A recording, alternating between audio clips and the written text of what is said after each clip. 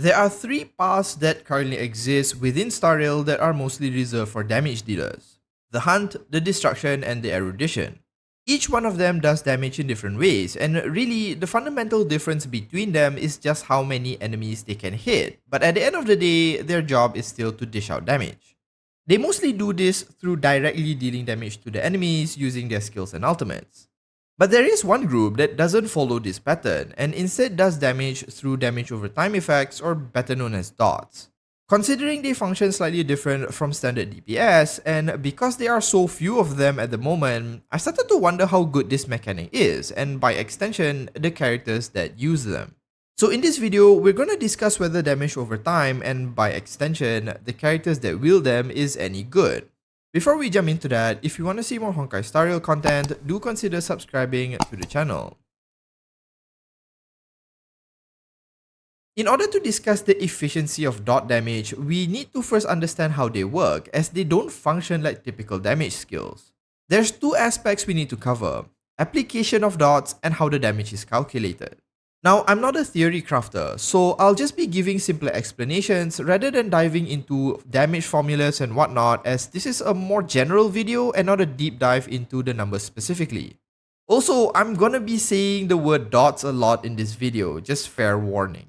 So there's technically two ways dots can be applied on enemies. The first is through the abilities each character has. Some characters like Sampo or Serval are able to apply dots through the use of their skill or ultimate. This is the easiest way to apply dots, as you can do so simply by using the character's abilities. The second way you can apply dots is by breaking the enemy's toughness. Each time you break their toughness bar, the element that causes the break will apply their effect as well. So for physical, wind, fire, and lightning elements, every time you break an enemy, a stack of dot will be applied. Speaking of stacks, each enemy is only able to receive 2 boxes of dots. Each box can have a maximum of 5 stacks, and this is what determines the damage that is ultimately dealt. The higher the stacks, the more damage you do. So if you have one box with 5 stacks of wind shear, for example, the damage will be calculated based on those 5 stacks. If you have 2 boxes, then 2 separate instances of wind shear damage will be applied to the enemy.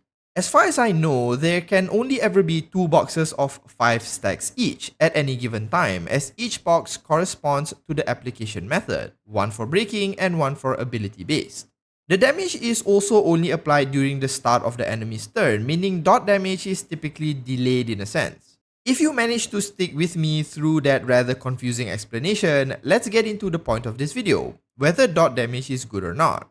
So what are some positives with damage over time? The first is that the damage sticks regardless of the character's actions, meaning that if an enemy moves more than once, or even while your character is stunned or CC'd, as long as they have stacks of dots, they will always take damage. This basically means dot DPS can deal damage outside of their own turn, which can sometimes be beneficial in clutch moments. For example, I managed to beat a simulated universe boss after half my team died, only because the boss enemy was riddled with a bunch of dot stacks. The damage formula for dots are also based on the stack count and base break damage, so if I'm not mistaken, there are less ways to reduce its damage overall compared to normal attacks that can be resisted through defense or damage reduction the enemy might have. Though again, this is where a deeper dive into the formulas might be able to provide a more concise answer. So if anyone is well acquainted with this, feel free to share a bit more context in the comments. Anyways, dot characters tend to be pretty good at breaking toughness, as that's one way they apply their dots, and so dot team comps tend to be safer in a sense due to them constantly breaking enemies. Finally, because the damage is pretty straightforward in calculation, dot-based characters don't typically need extremely high investments, and under the right circumstances, like in the simulated universe, they can perform quite reasonably. Now, while dot DPS characters do have a niche place in the game currently, they have a few things that hold them back from being super meta. The first is that dots can be resisted based on enemy effect resistance, but there was a buff recently in 1.1 that increased the effect hit of characters and reduced effect resistance on enemies based on their level, so it was generally an improvement for dot and debuff characters overall. The damage of dots on its own isn't tremendously high either. For example, if you only bring one moderately built Serval into a fight, you won't be melting bosses unless you put in a tremendous amount of investment. I'm not saying the damage is bad, but it won't be as high as a similarly built hunt or destruction character by comparison.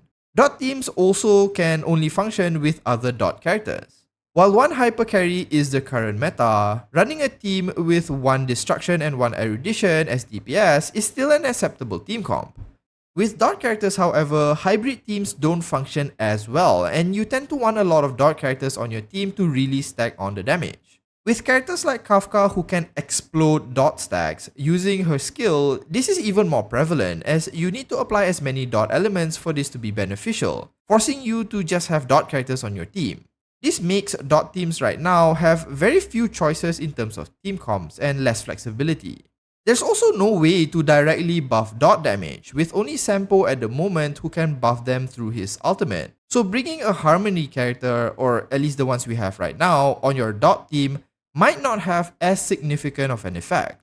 Overall, damage over time characters and team comps are pretty much flying under the radar right now, as a lot of newer characters are focused around the three main DPS types I mentioned earlier, and nihility characters have mostly been getting strong debuffers. With Kafka coming out soon though, it's likely this might change in the future and dot might be more viable moving forward. So to answer the question of the video, right now, damage over time teams can perform generally well but are more of an acquired taste. They can get the job done but are not super meta at this stage in the game. And on top of that, it really depends whether you like the playstyle at all.